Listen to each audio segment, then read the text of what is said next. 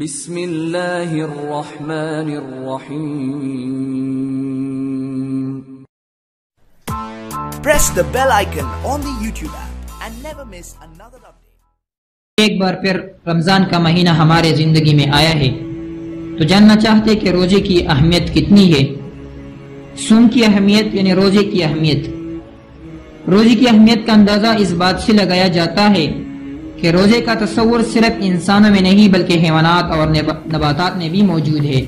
اس طرح قرآن کریم میں اللہ تعالیٰ فرماتا ہے کہ روزہ صرف آپ لوگوں پر فرض نہیں کیا گیا ہے بلکہ پہلے لوگوں پر بھی فرض کیا گیا تھا. جیسے قرآن میں اللہ تعالیٰ فرماتا ہے یا ایھا الذین آمنوا کتب علیکم الصیام کما کتب علی الذین من قبلکم لعلکم تتقون.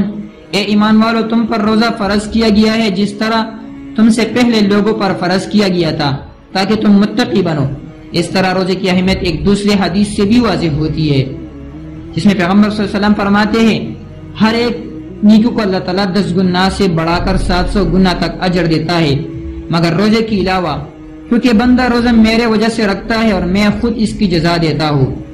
اس حدیث سے بھی روزے کی اہمیت واضح ہو جاتی ہے کیونکہ روزے کا اجر اللہ تعالیٰ خود دیتا ہے جبکہ دیگر اعمال صالحہ کا اجر ملائکہ کے ذریعے دیتا ہے. اس طرح روزے کی اہمیت ایک دوسری حدیث سے بھی معلوم ہوتی ہے جس میں ہے کہ روزہ داروں کو اللہ تعالیٰ ایک خاص دروازے سے جنت میں داخل کرے گا جس کو باب الریان کہتے ہیں.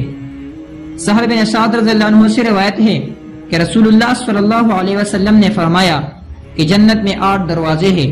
ان میں سے ایک دروازے کا نام باب الریان ہے جس سے صرف اور صرف روزہ دار داخل ہوں گے.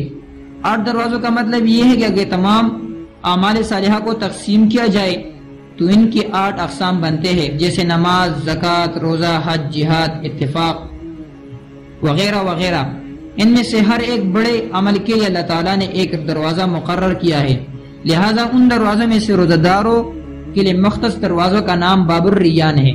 اس طرح روزے کی اہمیت ایک دوسرے حدیث سے بھی واضح ہو جاتی ہے جس میں رسول اللہ صلی اللہ علیہ وسلم فرماتے ہیں جب رمضان کا مہینہ داخل ہو جاتا ہے تو جنت کے دروازے کھول دیے جاتے ہیں اور آگ کے دروازے بند ہو جاتی ہے اور سرکش شیاطین کو باندھ دیا جاتا ہے.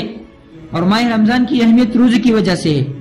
روزے ہی کی بدولت جنت کے دروازے کھول دی جاتے ہیں، جہنم کے دروازے بند کی جاتی ہیں اور شیاطین میں جو سرکش شیاطین ہوتے ہیں جو لوگوں کی گمراہی کا باعث بنتے ہیں ان کو باندھ لیا جاتا ہے. تو ہمیں چاہیے کہ ہم رمضان کے روزے پابندی سے رکھیے. اگر آپ نے ابھی تک ہمارے چینل کو سبسکرائب نہیں کیا ہے تو ضرور سبسکرائب کریں. اللہ ہمارے حامی و ناصر ہو.